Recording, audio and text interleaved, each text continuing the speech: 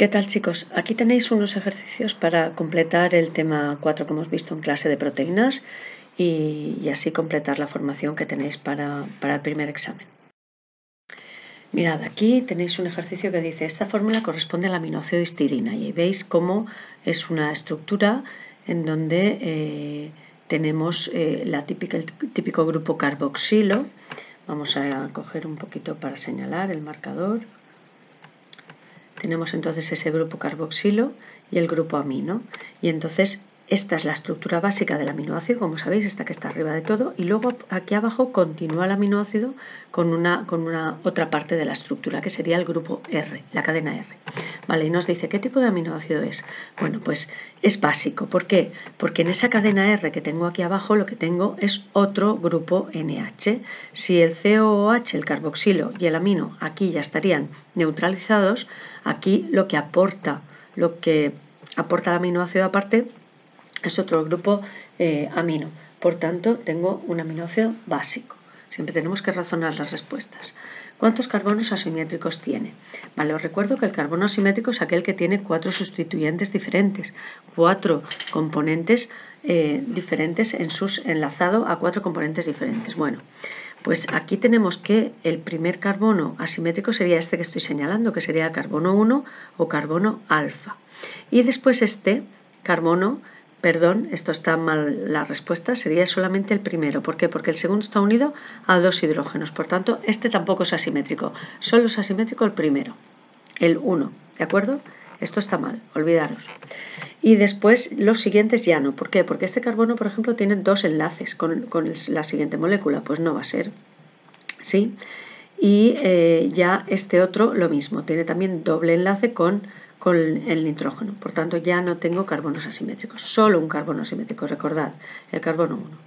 ¿Cuál será su fórmula a pH 1? Bueno, lo primero es que yo sé que pH 1 es un pH ácido.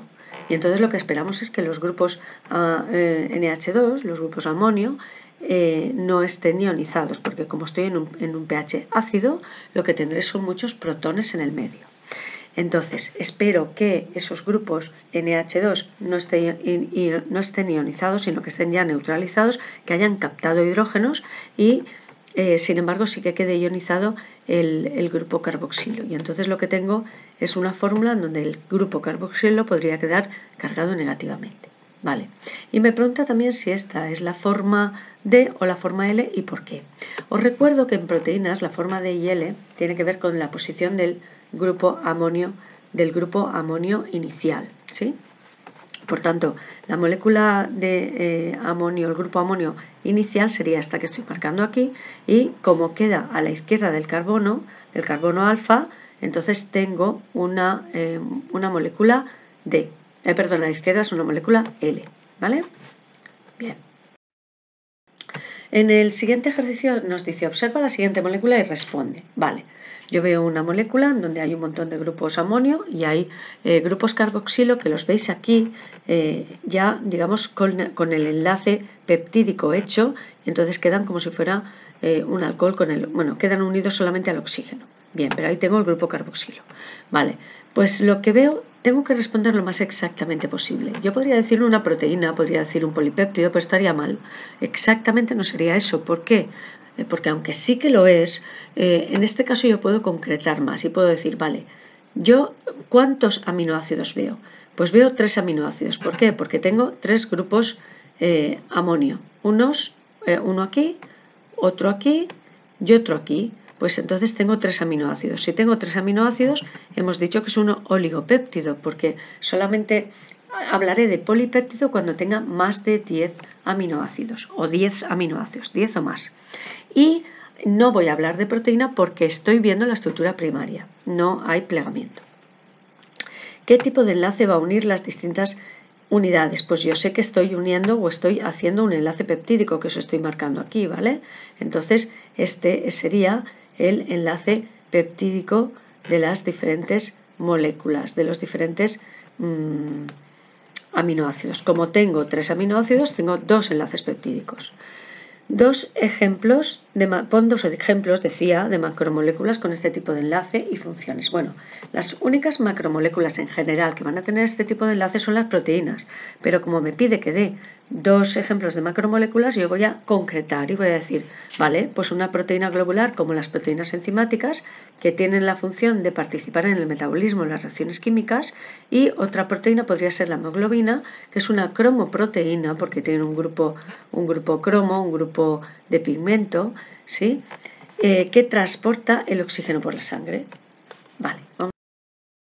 Dice, ¿a qué se denomina extremo carboxilo terminal? Vale, me paro ahí. Pues denominamos extremo carboxilo terminal al que está en el último aminoácido de la secuencia, siempre leyendo la proteína de izquierda a derecha. Entonces el último de la derecha sería la lisina. Por eso me dice, ¿dónde se encuentra en la siguiente secuencia? Pues en la lisina. Y ahora, razona tu respuesta. Bueno, los aminoácidos tienen un extremo amino terminal y otro carboxilo terminal, que siempre corresponden al primero y al último aminoácido de la secuencia. En las cadenas R podrá haber más grupos carboxilo o más grupos amino, pero no serán terminales. Vamos con la otra pregunta. Una macromolécula puede contener 3 niveles estructurales, esta que veis aquí. ¿De qué macromolécula se trata? Y explícalo con criterios bioquímicos. ¿Vale? Sé que es una proteína porque estoy observando con detalle el primer aminoácido, el aminoácido inicial y el aminoácido final. Y estoy viendo que es un aminoácido porque tiene grupo amino y grupo carboxilo, ¿sí? Entonces son una cadena de aminoácidos. Entonces, en general digo que es una proteína porque observo el plegamiento hasta la estructura final, la estructura terciaria.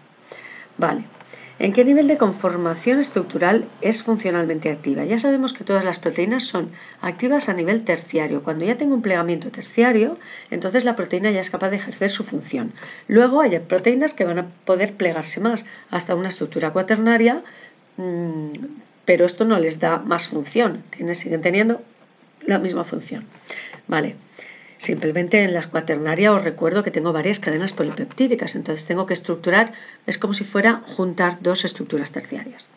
¿Qué consecuencias tendría para la macromolécula? Me dice a continuación el paso de la conformación 3 a la conformación 1. Pues eso es una desnaturalización de la proteína y por tanto una pérdida de su función. ¿Cuántos polipéptidos distintos pueden formarse por la combinación de 1000 aminoácidos? Bien, recordemos que un polipéptido supone 10 o más aminoácidos, si nos vamos estrictamente a la palabra polipéptido. Por tanto, suponiendo exactamente cadenas de 10, es decir, si yo tuviera polipéptidos no de más de 10, sino de 10, podríamos tener 100 cadenas de 10 aminoácidos, o puedo tener una cadena de 1000 aminoácidos, o tampoco puedo tener todas las combinaciones intermedias entre las dos que os he dado. Cualquier combinación intermedia.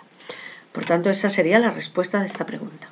24 me dice, define los conceptos de conformación nativa, que ya sabéis que es la estructura terciaria, concretamente es la disposición espacial de la proteína en su estructura terciaria.